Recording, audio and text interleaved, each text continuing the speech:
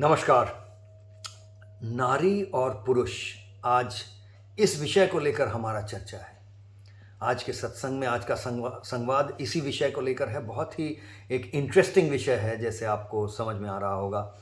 पर इस विषय पे किस तरह से बात करने वाले हैं वो समझना ज़रूरी है। हमारा प्रश्न आज यहाँ पर यही है कि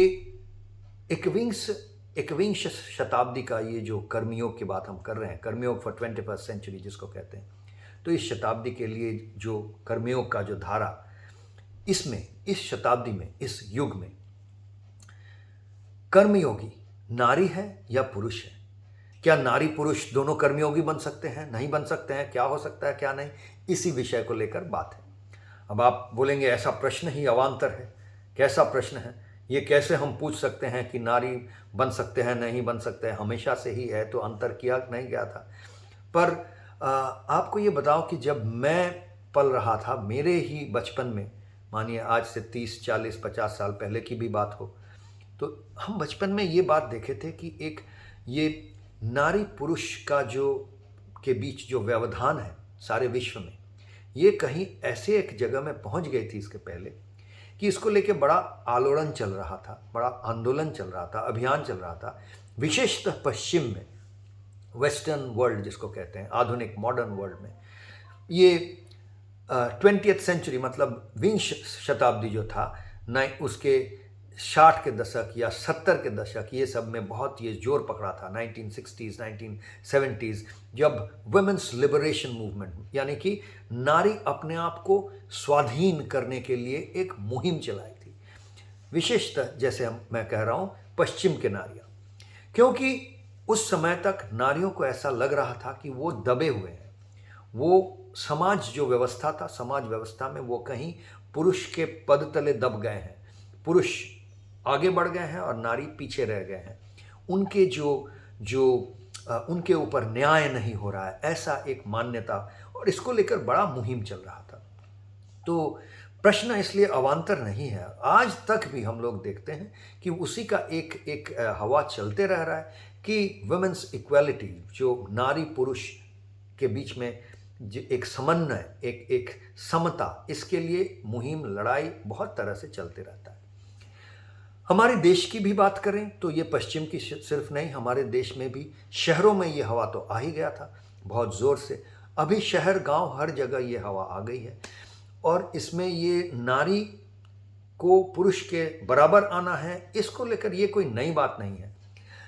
और इसके पीछे जाए तो ऐतिहासिक तौर पे देखा जाए तो ये देखा जाएगा कि जब से इंडस्ट्रियल रेवोल्यूशन, यानी शिल्प परिवर्तन, शिल्प में जो रेवोल्यूशन आया एक, तो ये जब से आया इंडस्ट्रियल रेवोल्यूशन, जब से मानिए इलेक्ट्रिसिटी आई, यंत्र, जो मशीनरी वगैरह, यंत्र, ऑटोमोबाइल, गाड़ियाँ, फैक्ट्रीज, ये सब बनना शुरू हुआ, तब से एक समाज व्यवस्था में बहुत बड़ा परिवर्तन आया।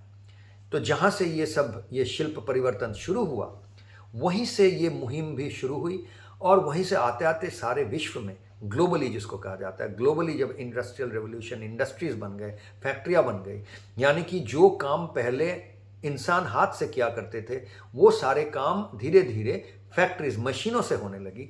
तो ऐसा देखा गया कि बहुत सारे काम दुनिया में जो समाज में हो रहा है वो मशीन कर रही है। इसलिए पहले जो काम करने के लिए जो पुरुष का शक्ति की ज़रूरत होता था, ऐसे बहुत सारे काम अब वो पुरुष की शक्ति की ज़रूरत नहीं है, क्योंकि वो मशीनों के द्वारा हो रही है। तो अब पुरुष और नारी दोनों काम में लग सकते हैं। काम मतलब कैसे काम?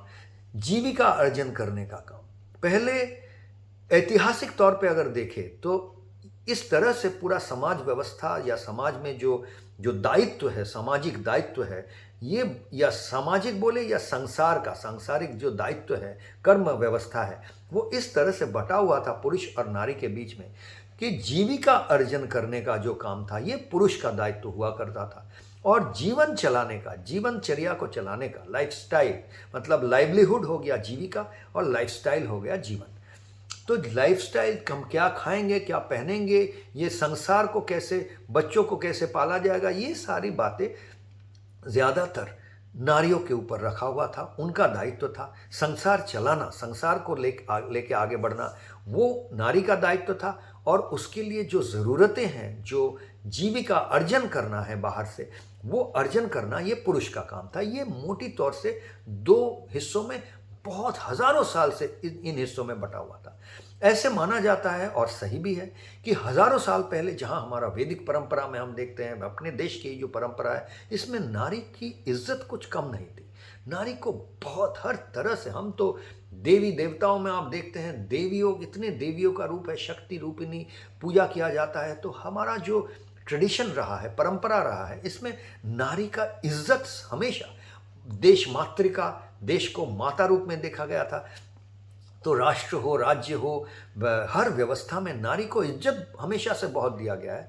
पर कहीं पर तो ये यहाँ आके हर चीज़ पहुंचा था कि जहाँ पर लोगों को लग रहा था कि नारियों को इज्जत नहीं है या उनको बराबरी नहीं है, पुरुष के पदों तले वो दब गए हैं।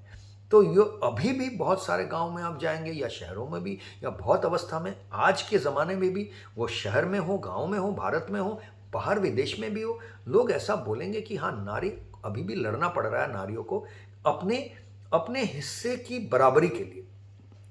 तो इस अवस्था में जब कर्मयोग फॉर 21st सेंचुरी हम कह रहे हैं, यहाँ पे इस मुहिम को हम कैसे देखते हैं, और आज के ज़माने के, आज के युग के कर्मियों की, नारी है या पुरुष है, नारी का ज़्यादा दायित्व है इस मुहिम में या पुरुष का ज़्यादा दायित्व है, इसके लिए हम 2 मिनट की विरति लेकर कहीं और आपको ले चलते हैं। वो समझने से फिर यहाँ पर इस प्रश्न पे हम लोग वापस आ सकते हैं। प्रश्न ये है कि नारी पुरुष में फ़र्क क्या है, और फ़र्क है भी तो ये फ़र्क कहाँ पर है, और फ़र्क कहाँ पर जायज़ है, कहाँ पर जायज़ नहीं है। इसके लिए सबसे पहले हम हर इंसान को अपने आप को समझना बहुत ज़रूरी है। तो पहले अपने आप को समझेंगे, जो हम पहले से कहते हैं, हमारा जो ये पूरा कर्मयोग फॉर 21st सेंचुरी का जो फिट फॉर लाइफ प्रोग्राम है, जो साधना पद्धति है, जो ये पूरा मुहिम, आंदोलन, अभियान, जो भी इसको आप मानना चाहते हैं, संस्था, संगठन, जैसे भी इसको देखना चाहते हैं, इसमें आपको यही देखने को मिलेगा कि इसमें हम तन प्राण मन चित्त की बात करते हैं। तो तन प्राण मन चित्त हो गया, मतलब जैसे हर समय ये कहता हूँ, तन प्राण हो गया जो स्थूल की, और तन सबसे स्थूल, उससे सूक्ष्म हो गया प्राण, उससे भी सूक्ष्म हो गया मन, और सूक्ष्मतर हो गया, और उससे भी सूक्ष्मतम हो गया चित्त। तो ये देखा जाता है कि तन का जो हिस्सा है, जो अंग है, जो डायमेंशन है, फिजिकल जो डायमेंशन है, इसमें नारी और पुरुष बिल्कुल अलग है। बिल्कुल यहाँ पर सबसे ज़्यादा फर्क आपको देखने को मिलेगा। इस फर्क को हम कोई भी मिटा नहीं सकते हैं और उसको नकार नहीं सकते, ये फर्क है। अब वहाँ से आप थोड़ा आ जाइए प्राण शक्ति की जगह। प्राण शक्ति का जहाँ आता है, शक्ति की बात आती है, यहाँ भी नारी और पुरुष में शक्ति का फर्क है। उसके पहले तन की जो बात है, उसमें तो हर एनाटॉमी जिसको कहा जाता है, एनाटॉमी, शरीर के अंग प्रत्यंग, हर कुछ में काफ़ी सारे फर्क है। उसमें जो हार्मोन्स जो चलते हैं, वो सारे चीज़ों में फ़र्क है। इसके बाद जो शक्ति में आ गए, शक्ति की फ़र्क है। पौरुषिक शक्ति अलग है, नारी का शक्ति अलग है। कभी भी ऐसा नहीं हो सकता है कि नारी पुरुष अपने शक्ति के में बराबरी के लिए लड़े। अब उसके बाद आ गया मन की बात, सोच की बात। मनसा भी देखिए, जो आज के मनस्तत्वविद है, साइकोलॉजिस्ट है, साइकियाट्रिस्ट है, हर कोई ये मानते हैं, और हमेशा से ये माना गया है कि नारी का जो मनसा है, जो मनोभाव है, और पुरुष का जो मनसा या मनोभाव है, इसमें फ़र्क है। ये एक बराबर नहीं है। इसका मतलब ये नहीं कि नारी पुरुष के जैसा नहीं सोच सकती है और पुरुष नारी के जैसा सोच नहीं सकते, ऐसी बात नहीं है, लेकिन फ़र्क है। तो इन सारी चीज़ों में फ़र्क है। सबसे बड़ा फ़र्क है फिजिकल तन की जगह में, उससे ज़्यादा, उससे भी थोड़ा फ़र्क है प्राण शक्ति के डायमेंशन में, और यहाँ पर मन के जगह में। जैसे ये यहाँ सूक्ष्मतम के ओर जा रहे हैं, तो फ़र्क कम होते जाता है। ये ओवरलैप, मतलब एक दूसरे का दायित्व तो ले सकते हैं। जब हम चित्त पे आ गए तो फर्क बिल्कुल कम हो गया, और चित्त में भी जब हम निर्गुण, निर्विकल्प, एकदम निराकार, जो चित्त की बात है, बिल्कुल निर्गुण, मतलब जहाँ पे संपूर्ण तरह से निर्विकल्प, जो निर्विकल्प समाधि में जो लगता है, या जहाँ हम आज उस पर नहीं जा रहे क्योंकि संवाद लंबा हो जाएगा। तो निर्विकल्प जो चित्त है, जो सबसे सूक्ष्मतम जो है, वहाँ पे कोई भी फर्क नहीं है। वही वो हिस्सा है, वो डायमेंशन है जहाँ पे नारी पुरुष बिल्कुल एक है, नारी पुरुष का कोई फर्क ही नहीं है। तो जब हम अपने बीच में एकात्मता चाहते हैं तो समझना चाहिए स्पिरिचुअल जो डायमेंशन है, जो आध्यात्मिक डायमेंशन है, वहाँ पर हम एक ही हैं। वहाँ पे एक होने के लिए कोई लड़ाई की ज़रूरत नहीं है। और जो तन की डायमेंशन है, जितना स्थूल डायमेंशन है, वहाँ पे हम एक नहीं हैं। जितना भी लड़े हम एक नहीं हो जाएंगे। तो यहाँ पे एक और छोटी सी उदाहरण देना चाहता हूँ इसमें। ये सिर्फ नारी पुरुष की बात नहीं है। हम देखते हैं कि जब भी कोई भी खेल होती है, कोई भी स्पोर्ट्स होता है, या कोई बॉक्सिंग की खेल होती है विशेषतर, या रेसलिंग या कुश्ती या लड़ाई, ऐसे खेल में देखा जाता है कि जो विशेषकर पुरुषों का ही खेल है, जिसमें नारी ज़्यादातर वहाँ पर मतलब भाग भी नहीं लेती है, ऐसे कुछ खेल हैं। उन खेलों में भी हम देखते हैं कि heavy weight, middle weight, light weight, मतलब पुरुषों का जो वजन है उसके हिसाब से बांट दिया जाता है, हिस्सों को बांट दिया जाता है। तो हेवी वेट के जो है, जिनका वजन ज़्यादा है, वो लाइट वेट के साथ लड़ते ही नहीं है। इनका लड़ाई अलग है, उनका लड़ाई अलग है। आप इतना ही देखिए ना, बच्चों का खेल अलग, बड़ों का खेल अलग। तो ये फर्क तो हमेशा से, जैसे ये सिर्फ नारी और पुरुष का फर्क नहीं, जैसे ही हम वजन, ऊंचाई, अपना शारीरिक गठन, इसको लेकर फर्क तो हम करते ही रहते हैं, हर समय करते रहते हैं। और ये फर्क ना करना बेवकूफ़ी है। तो अगर हम उस डायमेंशन में, स्थूल डायमेंशंस जो है, स्थूल कार्यक्रम जो है, वहाँ पर अगर हम फर्क ना करें तो वो हमारी बेवकूफ़ी है। तो कर्मयोग फॉर 21st सेंचुरी के हिसाब से ये जो फिट फॉर लाइफ प्रोग्राम है, हमारा जो साधना पद्धति है, यहाँ पे हम कोशिश क्या कर रहे हैं? ये कोशिश कर रहे हैं कि जैसे पहले तो हम अपने आप को पहचानें। अगर पहचान गए तो हमको समझ में आ जाएगा कि किस परिस्थिति में हमें एक कर्मयोगी को पुरुष होना है और किस परिस्थिति में वो नारी होना है।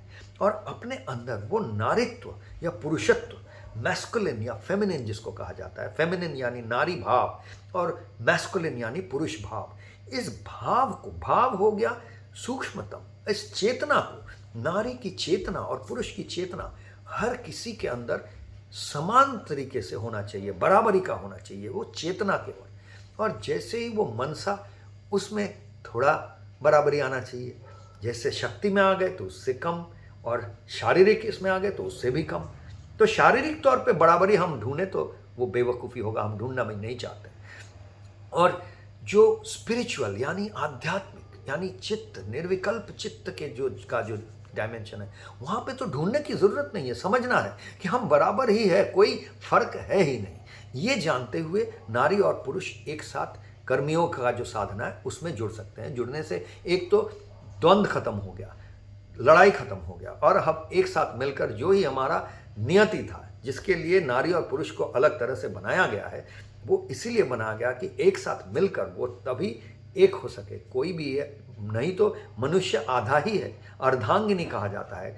अब इस लड़ाई लड़ने वाले बोलेंगे स्त्रियों को अर्धांगिनी क्यों कहा जाता है? भाई नहीं, ऐसा नहीं। आज के कर्मयोगी अगर आप हैं तो पुरुष होके भी आप अर्धांगिनी हो सकते हैं, और अपने वाइफ के, अपने अर्धांगिनी के आप अर्धांगी हो सकते हैं। अर्धांगिनी मतलब स्त्रीलिंग हो जा रहा है, यहाँ पे हिंदी में बात कर रहा हूँ इस तरह से। तो बंगला में जैसे लिंग की बात है नहीं, तो अर्धांगी और अर्धांगिनी बोली, दोनों अर्धांग है। तो दो अर्ध मिलके ये एक पूरा होता है। तो इसी तरह से यही समझना है। तो हमारा साधना का मकसद यही रहता है कि जैसे परिस्थिति के अनुसार, जिस परिस्थिति में जैसी ज़रूरत है, आपका शरीर चाहे पुरुष का हो या नारी का हो, आप अपने आप को पुरुष समझते हैं या नारी समझते हैं, ये निर्भर करना चाहिए परिस्थिति के ऊपर। जिस परिस्थिति में आपको पुरुष शक्ति को उजागर करना है, उसमें आपका शरीर भले कोई भी हो, आप पुरुष शक्ति उजागर करें, पुरुष मनसा, पुरुष चेतना को उजागर करें। और आपका शरीर चाहे नारी का हो चाहे पुरुष का हो, आपको अगर नारी जैसा होना है, आपको माँ जैसा बनना है, आपको बहन जैसा बनना है, पत्नी रूप लेना है, उनको समझना है, तो आप वैसा बनिए। इसमें कोई एक ही शरीर के अंदर हम चेतना दोनों का एक ही है। मनसा हम ला सकते हैं, शक्ति कुछ हद तक हम ला सकते हैं, पर शरीर तो बदल नहीं सकते हैं। तो इतना ये समझ के हम साधना में लीन होने का प्रयास करते हैं, और ये द्वंद्व को ख़त्म करके बस अनायास आराम से, क्या कर्मयोगी हो गए तो भाई आप नारी पुरुष के बीच में फ़र्क करते भी हैं और नहीं भी करते हैं। इसी के साथ आज का हमारा ये सत्संग समाप्त करते हैं। नमस्कार।